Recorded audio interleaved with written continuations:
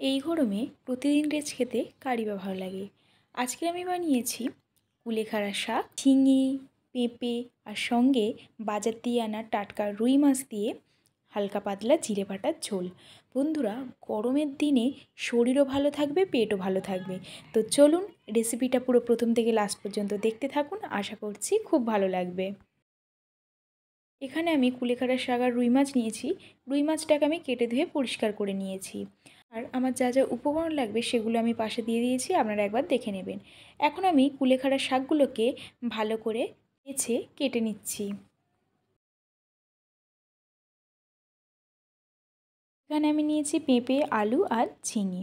সব কিছু কেটে নেওয়া হয়ে গেছে। এখন আমি মাছটা ভাজার জন্য দিয়ে দিচ্ছি 1 চামচ হলুদ গুঁড়ো, দিয়ে দিচ্ছি 1/2 চামচ লঙ্কা গুঁড়ো আর দিয়ে দিচ্ছি 1/2 চামচের মতো লবণ। দিয়ে মাছগুলোকে ভালোভাবে মাখিয়ে নিচ্ছি। এখন আমি মাছগুলোকে মাখিয়ে ভালোভাবে ভেজে নেব। কড়াটা বসিয়ে গরম করে নিয়েছিলাম। এখন কড়াইয়ের মধ্যে তেল দিয়ে দিচ্ছি। তেলটা গরম হয়ে এলেই এখন আমি মাছগুলোকে আস্তে আস্তে কড়াইয়ের মধ্যে দিয়ে দিচ্ছি। বন্ধুরা, মাছগুলোকে একটু হালকা করে ভেজে নেব, যেহেতু জিরে বাটার ঝোল হবে। এখন আমি মাছগুলো ভাজা হতে হতে এদিকে আমি মিক্সির মধ্যে দিয়ে দিচ্ছি গোটা জিরে আর দিয়ে দিচ্ছি আদা কুচি, দিয়ে দেবো কয়েকটা কাঁচা লঙ্কা চেরা, দিয়ে পেস্ট বানিয়ে নেব। এদিকে মাছটা আমার একদিকটা ভাজা হয়ে গেছে, অপর দিকটা উল্টিয়ে দিচ্ছি। তো বন্ধুরা, মাছগুলো ভালোভাবে ভাজা হয়ে গেছে। এখন আমি এক এক করে একটা পাত্রে মাছগুলোকে তুলে নিচ্ছি। এখন কড়াইয়ের মধ্যে দিয়ে দিচ্ছি সাদা তেল, দিয়ে দেবো ফোড়নে গোটা জিরে আর দিয়ে দিচ্ছি 2টো তেজপাতা আর দিয়ে দেবো কয়েকটা শুকনো লঙ্কা। বন্ধুরা, দিয়ে লম্বা লম্বা করে কেটে রাখা আলুগুলোকে হালকা করে আমি তেলের মধ্যে ভেজে নেব।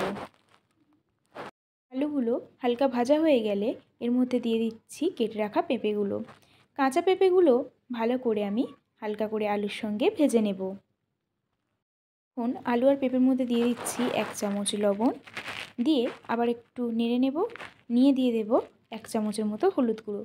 বন্ধুরা, এখানে কিন্তু একদম লঙ্কার গুঁড়ো ব্যবহার হবে না, যেহেতু আমরা একদম হালকা পাতলা জিরে বাটার ঝোল বানাবো। এখন পেস্ট করে রাখা জিরের বাটাটা আমি এই আলু আর পেঁপের মধ্যে দিয়ে হালকা একটু কষে নেব।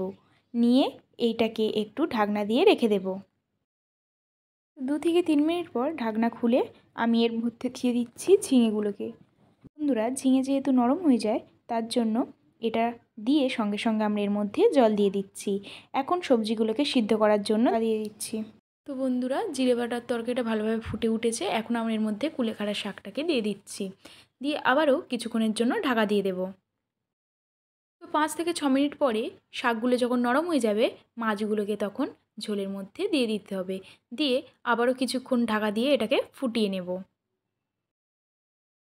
বন্ধুরা, আবারও 5 থেকে 6 মিনিট পরে ঢাকা খুললেই আপনি দেখতে পাবেন জিরে বাটার ঝোল কিন্তু একদমই তৈরি। আর বন্ধুরা, একটু ঝোল ঝোল রাখবেন, খেতে ভালো লাগবে। এখন আমি খেয়ে জানাবো আপনাদেরকে কেমন হয়েছে। বন্ধুরা, গরম গরম ভাত আর সঙ্গে জিরে বাটার গরম গরম ঝোল, সঙ্গে পেঁপে, ঝিঙে আর রুই মাছ। সত্যি বলতে গরমের সময় সব সময় রিচ খেতে কিন্তু একদমই ভালো লাগে না। এক এক দিন এমনভাবে যদি হালকা পাতলা জিরে বাটার ঝোল হয়, একদম দুপুরটা জমে যায়। তাহলে বন্ধুরা, আপনারাও বাড়িতে একবার বানিয়ে খাবেন আর আমাকে অবশ্যই করে কমেন্ট করবেন রেসিপিটা কেমন লেগেছে। সবাই ভালো থাকবেন, সুস্থ থাকবেন। আবারও ফিরে আসবো একটা নতুন ভিডিও নিয়ে। ততক্ষণের জন্য আমাদের চ্যানেলটাকে সাবস্ক্রাইব করতে একদমই ভুলবেন না। বেশি বেশি করে লাইক, কমেন্ট, শেয়ার করে দেবেন। সবাই ভালো থাকবেন, সুস্থ থাকবেন। নমস্কার।